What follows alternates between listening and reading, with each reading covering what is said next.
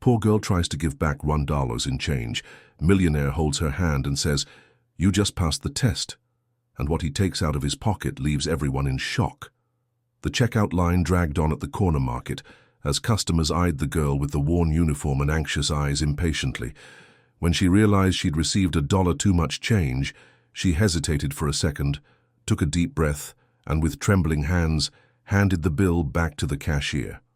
It was at that moment that an arrogant voice cut through the silence. "Seriously? You're giving me $1 back? What difference does that make to you?"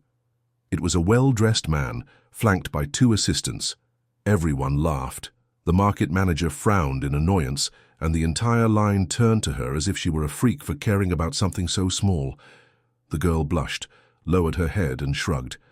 When the millionaire approached, still with that mocking tone, he firmly grabbed her wrist, and instead of cracking a joke, he murmured, "You just passed the test." And then discreetly he reached into his pocket. What he pulled out made everyone in line hold their breath. In his palm was a small golden key. Calmly, he placed it in the girl's hand. This isn't just a key. It's the beginning of a new life. The silence that had gripped the market was broken by a metallic click. One of the assistants opened the black briefcase he carried at all times. Inside was an envelope with a signed internship contract, a personal letter, and a business card bearing a name that made the manager gasp. The man wasn't just rich, he was the owner of one of the largest corporations in the state, and that girl, just seconds ago humiliated for returning $1, had just been hired by him, not as a cashier but as the CEO's direct protégé. The gesture caused a silent scandal. Everyone there realized they had misjudged, but he knew. From the first second, he knew who she was. What no one expected was that she also knew exactly who he was. And behind that humble gaze, she carried a secret that would change everything. Before continuing, I want to invite you to subscribe to the channel and like this video so you can continue receiving our real stories. Thank you very much. The city was still awakening to the aroma of cheap coffee and the muffled sound of crowded buses. Amid the rush of suits and the grey facades, there was a small market on the corner of 4th Avenue and Jefferson Street, one of those places that survived more by tradition than profit. That was where Luna worked. Her worn shoes, her uniform 2 sizes too big, and her improvised updo already spoke volumes about her before she even opened her mouth. But there was something in her gaze that contrasted with all that, a silent firmness, a nearly extinguished spark of someone who refuses to give up. That morning, the business was busier than usual. It was the eve of a holiday, and the neighborhood residents crowded the aisles, nervous about the high prices and the short time. Luna, as always, smiled at everyone, even when her hands trembled with fatigue. She was at the cash register when an elegant man entered the market. His tailored suit, his watch gleaming like gold, and the demeanor of someone who commands a meeting room with just a glance. Beside him, 2 discreet assistants observed every detail of the room. No one recognized him immediately, but the way the manager rushed to greet him made it clear he was no ordinary customer. Luna simply watched from afar, trying not to appear curious. She knew that face, not from television or magazines, but from a distant memory, from something she'd rather not relive. The man walked between the shelves, as if searching for something specific, or someone. He stopped in front of an elderly woman, helped her retrieve a can from the top shelf, and smiled. A simple but carefully calculated gesture. Within minutes, he was in line at the checkout. Luna's. She was scanning another customer's products when she noticed he had positioned himself behind her. The tension in her body was immediate, but she hid it with a smile. When her turn came, he placed only a bottle of water on the counter. Luna punched in the price, received the cash payment, and reflexively handed over the change. It was at that moment that she realized she had returned $1 too much. The world stopped for a second. She could ignore it. She could have kept it to herself. It was only $1. But something inside her, something that didn't take shortcuts, made her take a deep breath and say sweetly, "Sir, I'm sorry. You gave me 20. I gave you back 21 in change." And she held out the bill. The man didn't respond immediately. He just stared into her eyes, then at the assistants, who seemed to be trying not to laugh. The silence was broken by a loud comment from another customer. "You're giving me back $1? Wow, what a shame." Muffled laughter erupted behind her. Luna felt her face burn. The manager, embarrassed, came to the cashier and whispered to her not to make a fuss, but the man raised his hand, signaling silence. Slowly, he took the dollar from her hand, then firmly grasped her fingers and said, "You just passed the test." At that moment, Luna froze, and so did the entire store.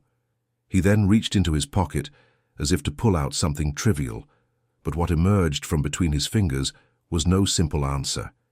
It was the beginning of a change that no one there would have been able to foresee. Luna's childhood was marked by long silences and endless waiting. She grew up in rural Alabama, in a log house that creaked in the wind and had more cracks than walls. Her mother left when she still had braids, saying she'd return when things got better. She never did. Her father tried to keep everything afloat, but unemployment, drinking, and sadness took him too soon. Luna spent most of her adolescence caring for her younger brother, barely, sleeping and studying by the light of a lantern borrowed from a neighbor. School was her only refuge, and even there, she was the invisible girl, the one who wore the same coat for years and ate slowly so her lunch would last longer. She learned early on that no one saves you when you're at your lowest, that the world doesn't reward kindness with gold, but with contempt. Still, she insisted on being kind. It was a choice, a kind of inner rebellion against everything she'd already lost. At 16, she began working at farmers' markets selling homemade sweets. At 18, she got a temporary job cleaning classrooms at an elementary school. And at 21, after many rejections, she was accepted into the big city market. She slept in a small rented room in the back of a house where the window didn't close properly and the floor was as cold as her reality.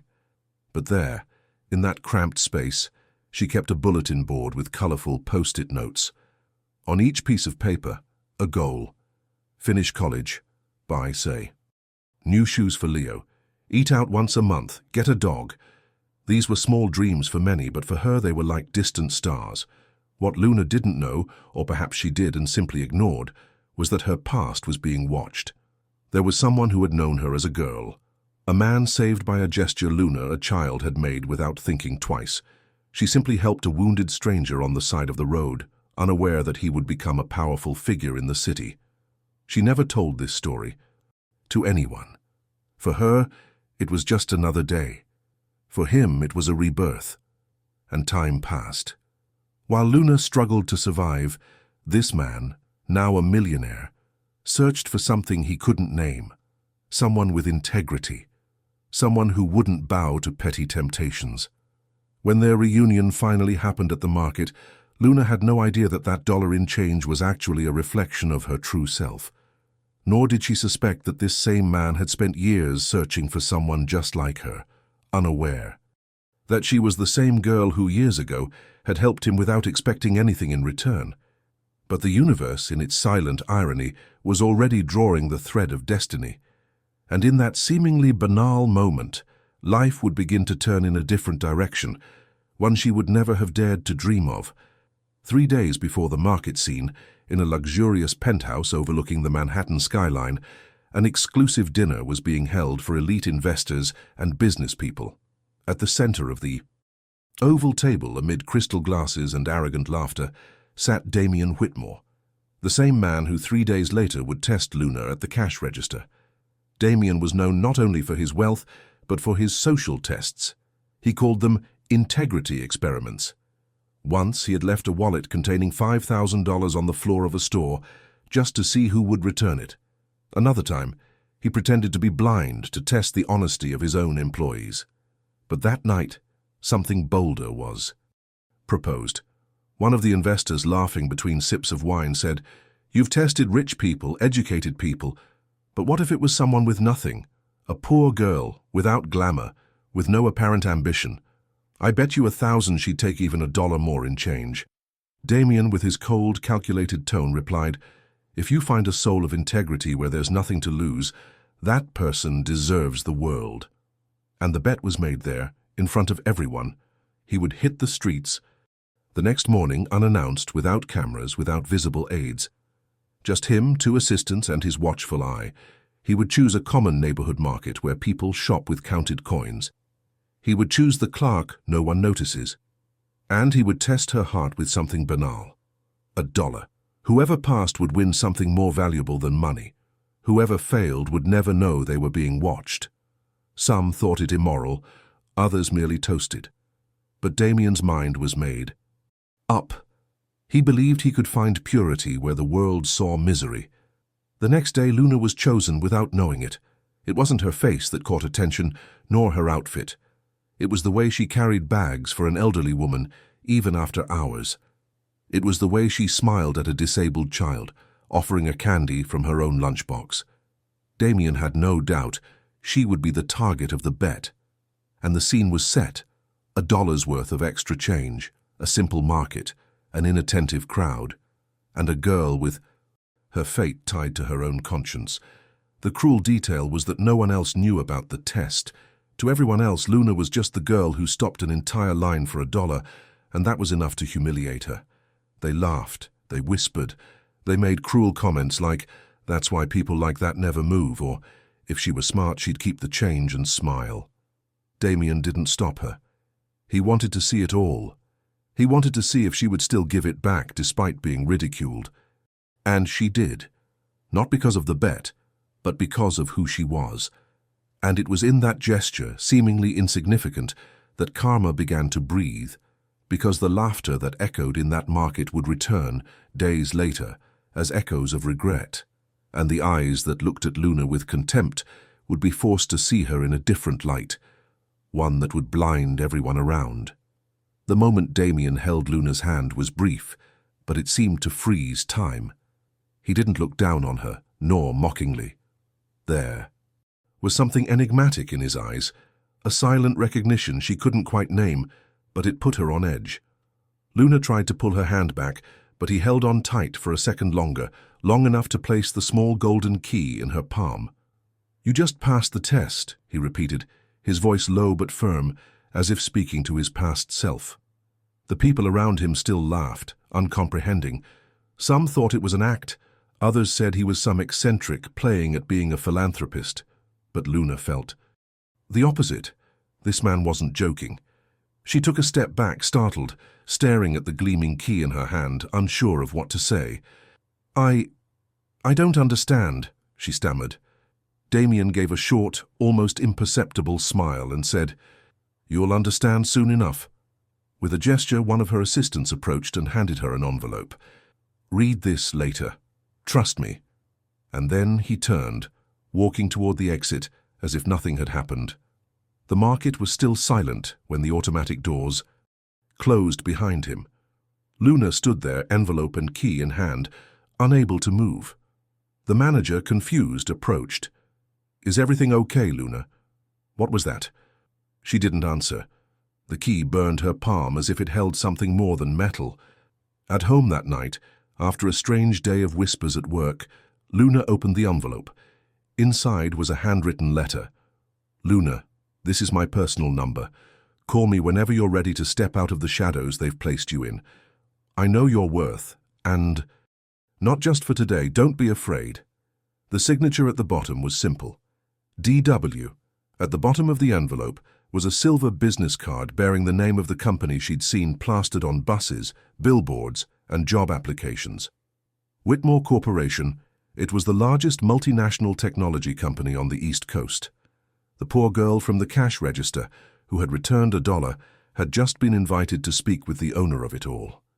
Luna gasped. It couldn't be. Was this real? Was it a trap? A cruel prank? But something in the way he held her hand, something in that look said he was serious. What she didn't know yet was that this gesture of kindness had been seen not just as part of a bet, but as a piece of an ancient puzzle, of a past that was beginning to fall into place. The next morning she decided to go. She put on her cleanest clothes, tied her hair carefully, and took 2 buses to the mirrored Whitmore Tower. At reception, the security guards looked suspicious. But upon showing her card, they immediately changed their stance. Miss Luna is authorized. The private elevator is waiting for you. On the 47th floor, the doors opened to a large, quiet room where Damien stood waiting for her, his back to the city view. When he turned, the world seemed to lose its balance for a moment. Sit down, Luna. We have much to talk about, including something that happened many years ago, and that you might not even remember. She frowned. Years? He smiled. Enigmatically. Yes, since the day you saved me, even without knowing it. It was the first time Luna realized that their encounter was older than she'd imagined, and that her story with this man was just beginning, with much more than a key and an envelope. When Luna arrived for work the next day, the entire market seemed different, not because anything physical had changed, but because the looks on her face were no longer the same. The story had spread like wildfire. The poor thing is feeling all big now because she talked to a rich guy. They say it was all a setup, that she staged it with him. If she were that honest, she wouldn't even have accepted that golden key. Luna walked through the aisles with her head down, but her shoulders held high. Inside, she was confused. She didn't know if she should have gone to the Whitmore building. She didn't know if she should have trusted Damien. He'd said she'd saved him in the past, but she couldn't remember. Maybe it was a mistake. Maybe. A new form of humiliation disguised as charity. When she reached the register, she noticed something strange. A note, handwritten in red pen, had been taped to her counter. $1 for a cheap theater. She ripped the note off with suppressed anger, but others began to appear. In her backpack, on the locker room doors, even in the bathroom, they laughed at her behind her back. And worse, they laughed to her face too. The manager called her in for a chat, saying that the repercussions of the incident were disrupting the store's flow, and that perhaps it would be best to take a few days off until the dust settles. But Luna knew this was a polite cover for dismissal. She refused. She said she would continue working, that she had done nothing wrong, that she had merely returned some change. But no one wanted to hear the truth. What they all wanted was to stick to their own story. When Damien discreetly returned to the market 2 days later, he found Luna in a corner of the food court, eating lunch alone, her eyes teary. She saw him from afar and instinctively wanted to get up, but something inside her stopped her. He approached and noticed the crumpled note in her bag. He took it without asking, read it silently, and simply said, "They don't know, but I do." Luna took a deep breath and replied with a faint smile, "The world never believes when kindness comes from where it's not expected." Damien sat beside her. "You don't need this anymore. Come with me. Start over." But at that moment, Luna said something he wasn't prepared to hear. "The kindness that counts is the kind that remains even after shame sets in. I'm not finished here yet." Damien looked at her, surprised. For the first time in a long time, someone had firmly contradicted him, and for the first time he felt ashamed, not for Luna, but for himself. Because he was the one who caused this circus. He was the one who put her at the center of a bet that seemed beautiful, but brought pain. And yet, she was there, firm, loyal to herself, and greater than any fortune he possessed. Luna finished lunch in silence and returned to work, even though she knew the whispers would continue. What she didn't know was that one of the clients that day had secretly recorded a video. Luna being scolded for returning change, holding a golden key, her eyes full of dignity. The video went viral, and the humiliation she suffered in silence began, little by little, to become a symbol of something greater. What was? Scorn would become admiration, but the world didn't know it yet. Not yet. The city was awash in debate. The video of Luna at the market, being ridiculed for returning $1 and receiving a golden key, had been shared by millions. Comments were divided between support and derision. Television shows began to speculate who the change girl was and why billionaire Damien Whitmore had handed her such a valuable symbol. Meanwhile, Luna continued to go to work every day, refusing interviews, avoiding the cameras and hiding behind polite smiles. But inside something was growing. It wasn't pride. It was an ancient strength, one that had learned to thrive in scarcity. Damien sought her out again, this time not in public, but at her home, or rather in the small garage-turned bedroom she shared with her younger brother. Seeing him there, standing at the chipped wooden door, Luna showed no surprise. "I knew you'd come," she said calmly. He looked around, uncomfortable with the contrast between the simplicity of the place and the brilliance of the woman before him. "Why didn't you call me? Why did you stay there, in that market, even with everything they did to you?" She sat on the wooden chair beside the broken window and replied, "Because I knew it was a test, but not yours. The whole world tests me every day, Damien. I've been through tests far greater than $1 and an audience." He fell silent, touched. Luna then stood, went to a drawer, and took out something wrapped in newspaper. She opened it slowly, revealing a handkerchief with dried bloodstains and a broken child's bracelet. "You don't remember me, but I remember you." He frowned. She continued, "You were bleeding on the side of the road. I was 7. My father was still alive. We pulled you out of the car before it exploded. You held my hand. You said if you ever had the chance, you'd do something for me." Damien's eyes widened. The memory returned like a punch to the gut. The girl with the braids.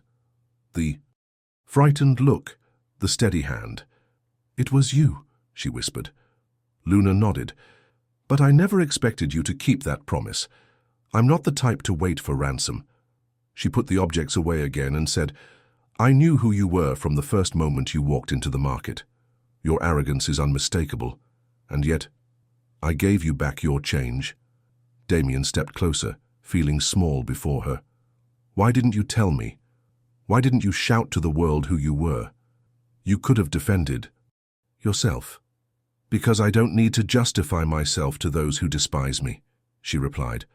"I know who I am. And now, you know it too." The silence that hung between them was thick, full of unspoken truths. Damien felt a weight he'd never felt before. It wasn't guilt, it was shame. Not for the test, but for having forgotten who she was, for having reduced someone so great to a social laboratory experiment. Luna looked at him calmly, then smiled sweetly. "You did what you thought you had to. Now, I'm doing it too." And then, with calm steps, she walked to the door and opened it. "Now, excuse me, I need to rest. I have to get up early for work tomorrow." Damien hesitated. He wanted to say more, wanted to make amends, but he realized that, for now, the greatest amends he could make was to respect her silence. He left without saying anything. On the sidewalk, he looked up at the night sky, and for the first time in years, felt truly touched. Because Luna had known everything from the beginning. And yet she chose dignity. She didn't want the spotlight. She just wanted to be herself, with her head held high, even when the world pushed her down. That same night, after leaving Luna's house, Damien drove alone through the streets of New York like a disoriented man. The silence inside the car seemed to scream memories he'd spent years trying to bury.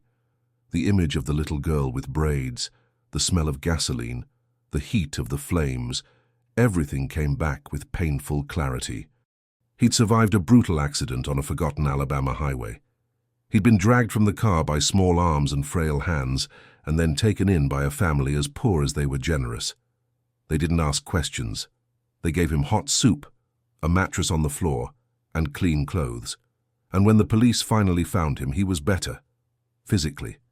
But he'd never forgotten that simple home, the man who'd sheltered him, and, most of all, the girl who'd softly sung to soothe him when he cried out in pain. For years, Damien tried to find them again. He searched through records, searched for names, but all he had was a handwritten note she'd left in his coat pocket. "Stay well, young man. You are strong." Now, stopped at a red light, he realized that fate, with its cynical and wonderful irony, had caused him to stumble upon this very girl, transformed into a woman, and he hadn't recognized her. How could he? Poverty had shaped her, but it hadn't destroyed her. Life had tested her, but she still had the same steady, compassionate gaze. Damien pulled over and called his personal assistant. "I need all the records from the Alabama State Hospital 2002. I want the accident report on Highway 17, details on who made the emergency call. Everything. Now." Hours later, the emails started arriving. There it was, A police report, the name of the man who had come to his aid, Elias Bennett, Luna's father, the same man who had died in 2005 of cardiac arrest, never having asked for anything in return. Damien bent over the papers and wept. Not tears of guilt, but tears of recognition. Luna was the daughter of the man who had saved him, the same one who was now the target of laughter, of viral videos, of misunderstandings. And he had been responsible for reigniting that wound. He created a spectacle around her integrity, unaware that Luna's strength had saved him before, twice, in body, in the past, and now, in soul. The next day, Damien didn't go to the office. He cancelled meetings, ignored calls. He took a helicopter and flew to Alabama. He walked the same dirt streets, found the old wooden house now abandoned, and there, in silence, knelt before the door. He spent hours there, in silence, with his eyes closed, acknowledging every flaw, every deviation. When he returned to New York, a decision had been made. Luna wasn't just an employee with potential. She was the living debt he'd never been able to repay. And now he needed to do something for her, not out of pity, but out of honor. It was time to change not only her destiny, but his own as well. Because he had finally understood, the woman everyone looked down on was, in fact, his greatest reference to greatness. And he needed to reach that level of humanity, even if it meant losing everything. 2 days after their last conversation, Luna disappeared. She didn't answer any more calls, didn't show up at the grocery store, and wasn't even seen by her neighbors. Her door was locked with a small sign stuck to the inside, "I'll be back soon, but not now." Upon receiving the news, Damien was overcome by a discomfort he'd never felt before.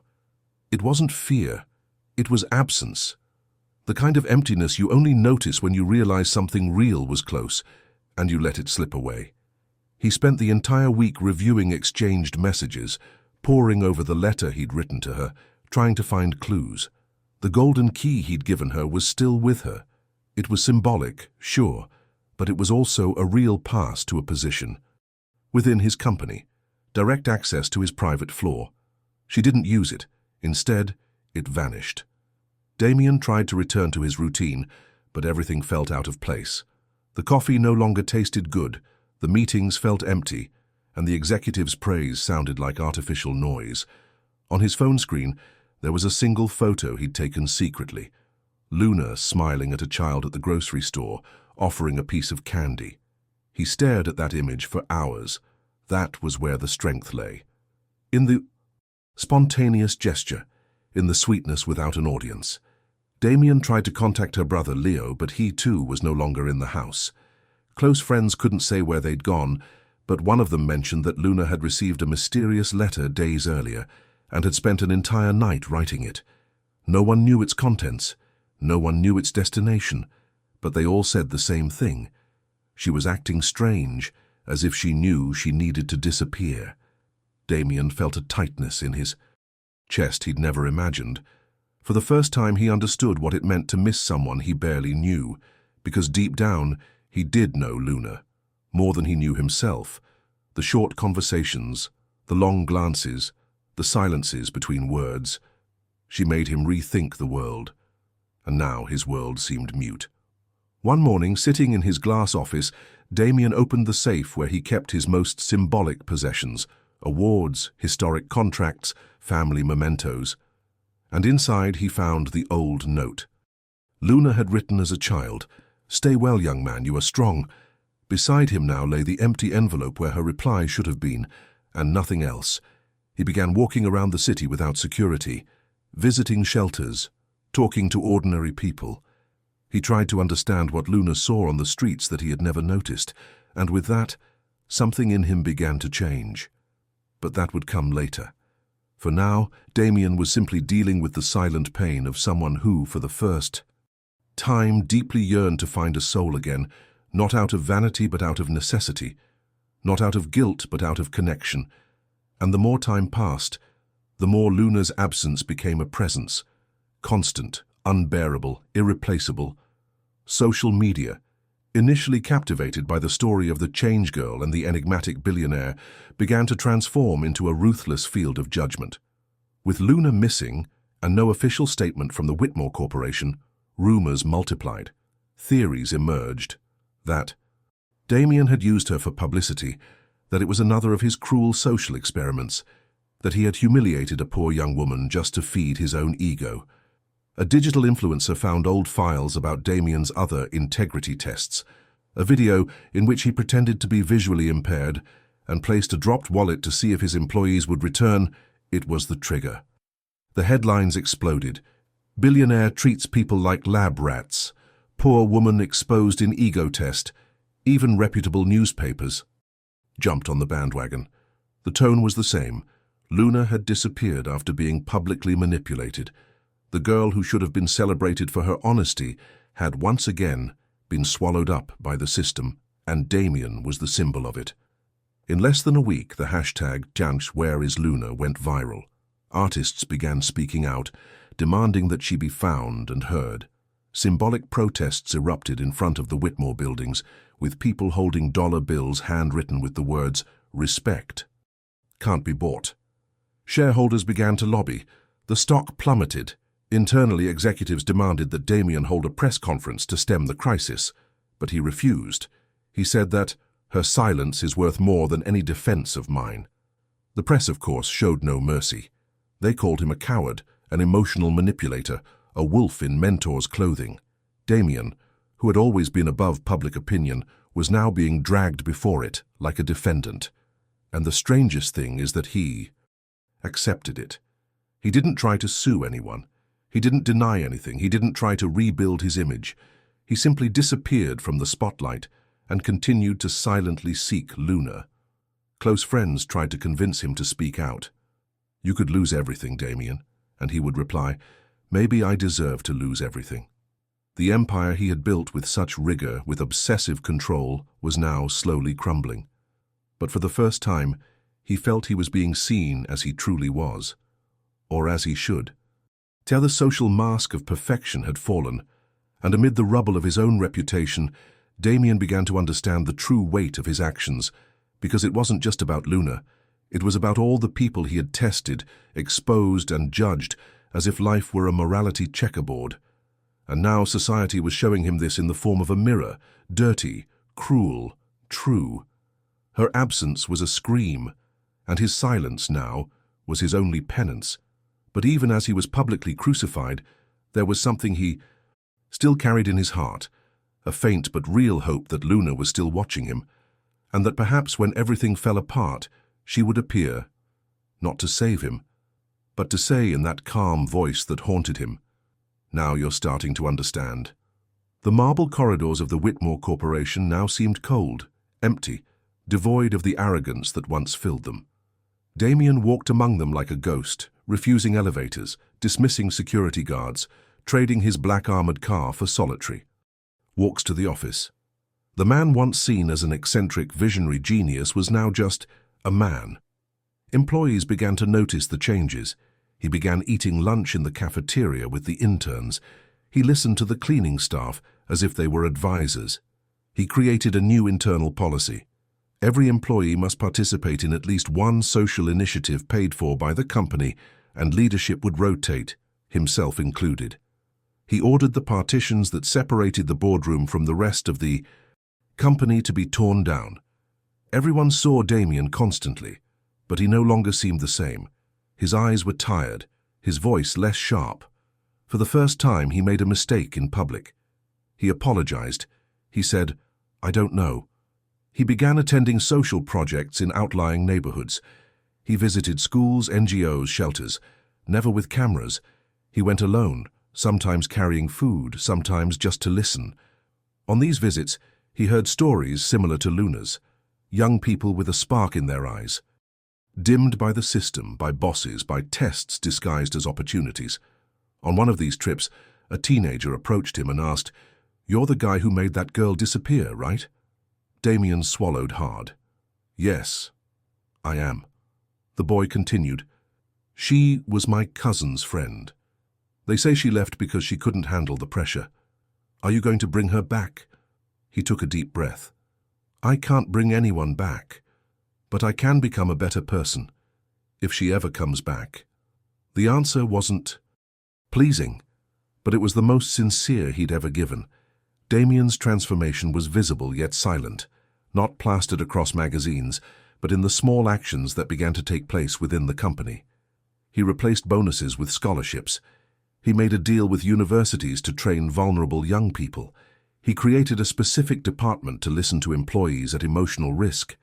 Deep down, all he did was search for meaning, and meaning he knew he had found in a girl who didn't want fame or recognition.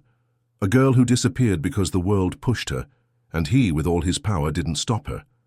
At night, in his empty apartment, Damien still looked at the old handwritten note. He repeated the words like a prayer. Stay well, young man. You are strong. He began to understand that perhaps this was the first seed of everything he had become, and as much as he had created an empire, only now was he learning what true greatness meant. It wasn't power, it was humility. It was looking someone in the eye without wanting to test them. It was stopping measuring character with traps and starting to listen with the heart. Because Luna, without saying a word, had revealed everything. And Damien, finally, was learning to listen. Autumn tinged the city with gold and red hues, and the cold wind seemed to carry ancient promises, yet unfulfilled. It was late afternoon when Damien, staring at the window of a small neighborhood bookstore, felt an inexplicable chill. He was there by chance, or maybe not. Ever since Luna disappeared, he'd wandered into places where she might be: community centers, discreet cafes, street fairs, forgotten libraries, real human places, places that previously hadn't existed on the map of his world. And there, in that simple bookstore tucked between two laundromats, something stopped him. It wasn't the window, it was the sound. A low, feminine voice reading aloud to a group of children sitting on cushions. He entered without thinking. Each step was heavy, his heart pounding as if he knew before he saw. And then among the shelves of children's books there she was, hair tied simply, beige sweater, eyes shining with the same unwavering steadiness as ever. Luna. She was sitting on the floor, smiling, reading a story about honesty to 5 children who listened as if they were listening to a prophetess. Damien stopped, motionless. He didn't want to interrupt. But one of the children saw him and shouted, "Sir, there's a rich young man standing here." Everyone laughed, even Luna. She looked up and froze.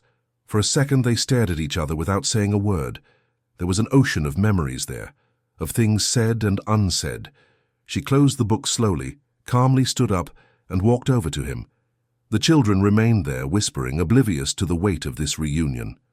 "You found me," she said, her voice emotionless. "I haven't stopped looking," he replied breathlessly. "But I'm not here to justify myself. I just wanted to know if you're okay." She nodded. "I am, for the first time in a long time." Damien swallowed. "You work here?" "A volunteer," she replied. "I like the silence between the pages. It doesn't require explanations." There was a pause. Then he said, "I lost everything, but I was given a chance to start over, and that was because of you." Luna took a deep breath. "You lost what never mattered, and you're discovering what truly matters." He smiled sadly. "You taught me that, even when you disappeared." She stared at him. "I didn't disappear, I just withdrew from the noise. I needed to hear myself." He held out his hand, not as a request, but as a presence, and he said, "I can hear you now if you want to talk." Luna looked at his outstretched hand, then into his eyes. There was a real change there, a surrender, not to pain, but to truth. And she knew it. She knew life was offering a new chapter, but the ending was still hers. Luna didn't touch the outstretched hand. Not out of rejection, but because she understood the symbolic weight of that gesture. Some things needed to be felt before they could be sealed with a touch. She stepped aside, walked slowly to the nearest bookshelf, and pulled out a thin, ancient book with a worn cover. The courage to be invisible. She opened it silently, leafing through it slowly, and then handed it to Damien. "Read this first. Then you'll know if you deserve me to walk beside you again." He held the book carefully, uncomprehending, but he respected it. "Do you forgive me?" he asked softly. Luna looked at him tenderly, without anger, without pain, just truth. "Forgiveness, Damien, isn't a word. It's what you do with the pain you caused. And I've seen you change. I've seen you come down from your tower and touch the ground. This is already more than I expected." He lowered his eyes, feeling the tears well up. "So, is this goodbye?" Luna smiled. "No, but it's not an immediate new beginning either. It's a question mark. And sometimes questions are more powerful than answers." She walked to the bookstore door, grabbed the handle, and looked over her shoulder. "I left to remember who I was without the gaze of others. Now that I know, I can look back at you without fear. Will you look for me?" he ventured. She took a deep breath. "Maybe. But if you don't, it's because you're already in me. And that is enough." Then he left, walking lightly through the fallen leaves on the sidewalk. Damien stood, still for several minutes. Then he sat among the children, still holding the book. One of them tugged at his coat and asked, "Will you read to us now?" He smiled and opened the first page. "I will. But pay attention. This is a story about a girl who returned $1 and taught the whole world the value of the priceless." And she began to read, her voice breaking and her heart full. Luna continued on her way in silence. She didn't need to choose between forgiveness and goodbye. She had already chosen herself, and that was enough to be reborn. The dry leaves danced on the ground in the square as if they knew the weather had changed. The sky, painted golden by the sunset, cast long shadows on the facades of the buildings, while the city pulsed in silence. A child ran between the empty benches, holding a red balloon. Behind her, a woman with a notebook in her hands carefully observed every detail, as if drawing with her eyes. It was Luna, sitting on the stone wall, the wind ruffling her hair. She smiled, not at anyone, but at the moment. On her lap was a small cloth package. She opened it carefully and revealed the golden key. She ran her finger over it, as if recognizing something ancient, intimate. Then she stood and walked toward a fountain. The sound of water was the only constant noise. Luna approached a small, rusty mailbox that stood beside the fountain, an urban reliquary where people left anonymous letters with requests and promises. He opened the lid and gently placed the key inside, along with a note folded in 4. He closed it. He took a deep breath and continued walking along the brick sidewalk without looking back. Across the square, Damien appeared. He saw the box being closed. He approached slowly, opening it cautiously as if opening a treasure chest. Inside, he found the key and the note. He read it. He didn't smile. He didn't cry. He simply looked up at the sky, closed his eyes for a moment, and then put the key in his pocket, turning slowly. Toward the city, the wind blew stronger, and everything around him seemed to breathe at once. Nothing was said, but everything was understood. If you've made it this far, it's because this story touched something deep inside you. So tell me in the comments, what would you have done in Luna's place? Your opinion can inspire others. Take advantage and leave a like to support this type of content. Subscribe to the channel so you don't miss any stories like this, and stay tuned. The next video is already playing here on your screen, and it will touch your heart even more. Click here and stay with us.